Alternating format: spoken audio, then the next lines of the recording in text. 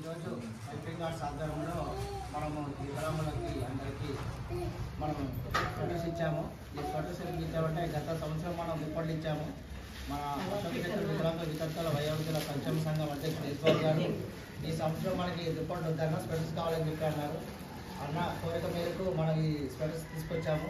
ఈ స్వెటర్స్ వచ్చి దాతలు వచ్చేసి విజయభాస్కర్ రెడ్డి మరియు సంతోష్ కుమార్ గారు వచ్చేసి మన శ్రీనివాస్ అన్న వారి ఫ్రెండ్.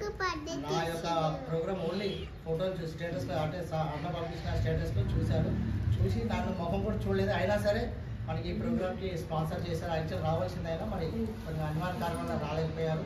సంతోష్ సాయి సంజీవ్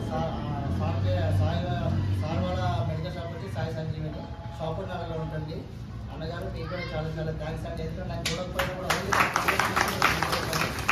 అలాగే ఎప్పటి నుంచో మన ఆఫీస్ గురించి ఒక 6 months నుంచి అనుకుంటున్నాను. మా హైదరాబాద్ సార్ తోటి ఈ యొక్క ఆఫీస్ ఓపెన్ చేయాలని చెప్పేసి ఈరోజు నెరవేరింది. సార్ చాలా చాలా థ్యాంక్స్ సార్. గత సంవత్సరం కూడా 2015 జూన్ 30 తారీఖు కూడా మన హెల్పింగ్ ఆర్ట్స్ ఆఫీస్ అంటే మనం అద్దె కట్టుకుంటూ కొన్ని రోజులు నడిపించాము. ఆ ఆఫీస్ కూడా సార్ తోటే ఓపెన్ చేయించాము. ఎందుకంటే చదువు చెప్పిన గుడితోటి చేయించాలని చెప్పేసి నాకు ఎప్పటికే ఉంది. ఇంకోటి ఏంటంటే అంటే మా స్కూల్లో చాలామందికి తెలుసు, కానీ మీకు కూడా తెలియాలని చెప్పి చెప్తున్నాను.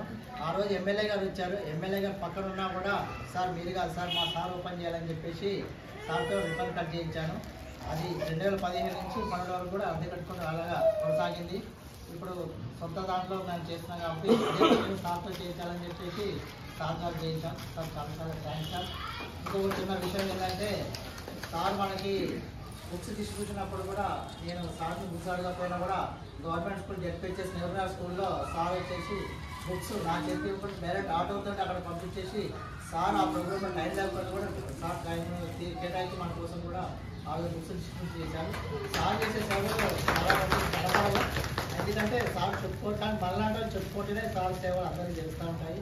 ఇంకా చెప్పాలంటే చాలా ఉంది. కాదంటే సార్కి ఒక మీటింగ్ ఉంది. మీటింగ్ కారణంగా కొన్ని విషయాలు చెప్పలేకపోతున్నాను.